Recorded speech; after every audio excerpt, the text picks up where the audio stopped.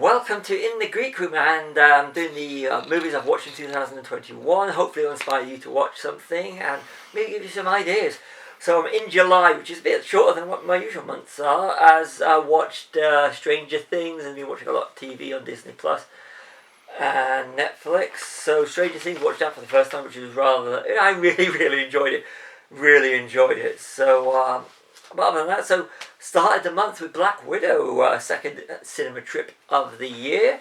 Really enjoyed Black Widow. I had to watch it on the big screen because I've seen all the other MCU movies right from the start since Iron Man.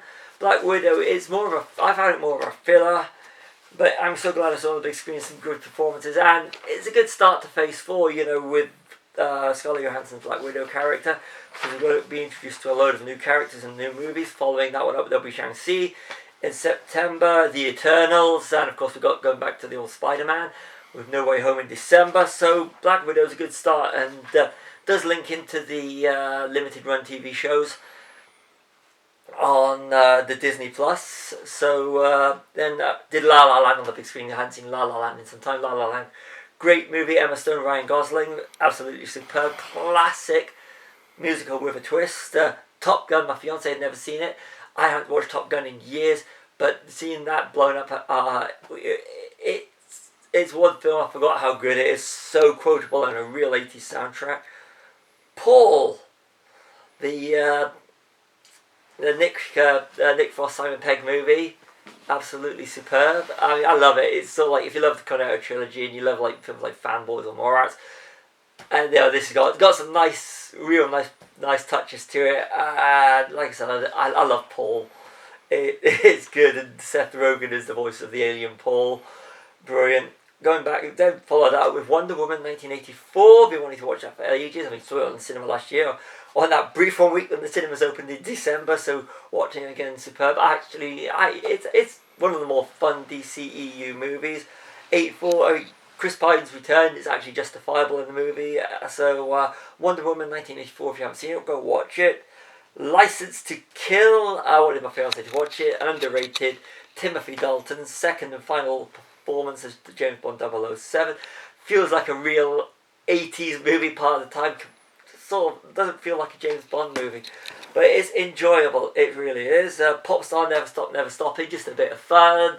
Love Andy Samberg. If you haven't, it's very much a continuation of the mockumentaries that were started really with the Rutles or This Is Spinal Tap. At last got around to watching in full again. Once Upon a Time in Hollywood. Love Once Upon a Time in Hollywood. Absolute Tarantino at his best. One of my favourite films of a few years ago. So great soundtrack. If you haven't got a soundtrack, buy the soundtrack. It's a superb movie. Like I said, this is what Tarantino does, and this is why Tarantino is still one of the best writer-directors out there. Lethal Weapon. I did that for an audio commentary track for the High Ground podcast. Link below. So check out our commentary track we've done for the High Ground podcast on Lethal Weapon, coming up soon on the podcast. And then we went back to the cinema. We did for the special screening with live Q&A after the movie of the Sparks Brothers, Edgar Wright's first documentary. Glad I sat through the cinema to watch it. Never really knew much of the Sparks beforehand, although I did actually buy one of their greatest hits a month before, because I knew I was going to see it. And I'm so glad I actually got to see the Sparks Brothers on the big screen. A 2-hour, 20-minute documentary about as they define it as your band's favourite band. It is really good, and it didn't really destroy the mystery of the Sparks. So you go into it thinking, I've learned a lot, but I've also still a lot I don't know about the Sparks. So a great documentary and really enjoyable. I had, Edgar Wright still he should do more documentaries after that. Looking forward to his Last Night in Soho, which had a trailer before the movie, so that was good. Die Another Day, watched that for again a High Ground podcast coming up, and ended July with The Goonies, which I haven't seen. Suicide Squad. I've been pointed out. Oh, I missed out the Suicide Squad.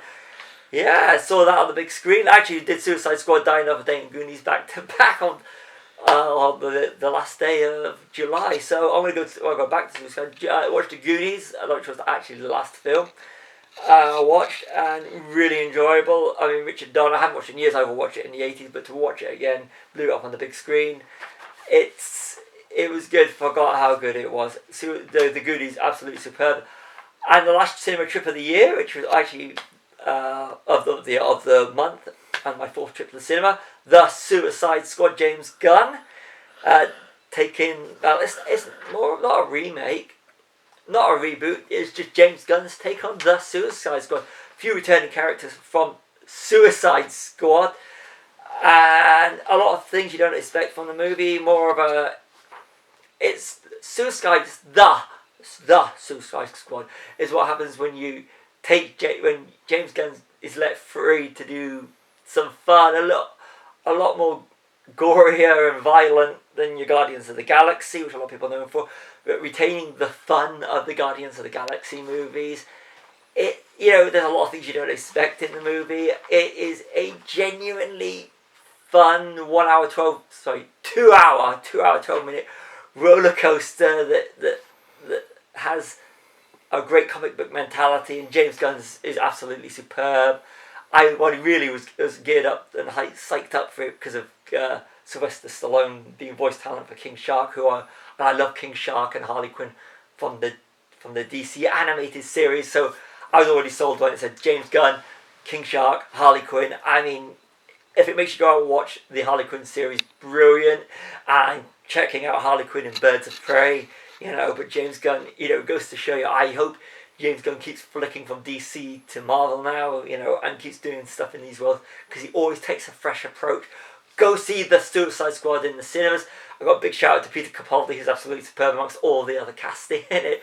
It's superbly cast, but Peter Capaldi is, I think, David Estamalian as Polka Dot Man. Just highlights of the film of a great film. John Cena, if all you know it's from his wrestling, he does what he did to James Gunn, did what he did for Dave Bautista, and actually making you want to watch more if all you know him is from wrestling or think of him as wrestlers. So go check out John Cena, superb. So go see The Suicide Squad, see it in the cinemas. That's been July. I ended July on the 108th movie. Not really many movies as much because I've been watching a lot of TV with the Loki and Suicide, the Stranger Things, and so that's been a good month. See you, if that gives you inspiration to watch, which I hope it does. That's why I'm doing these videos. I'm Stevie. See you in August.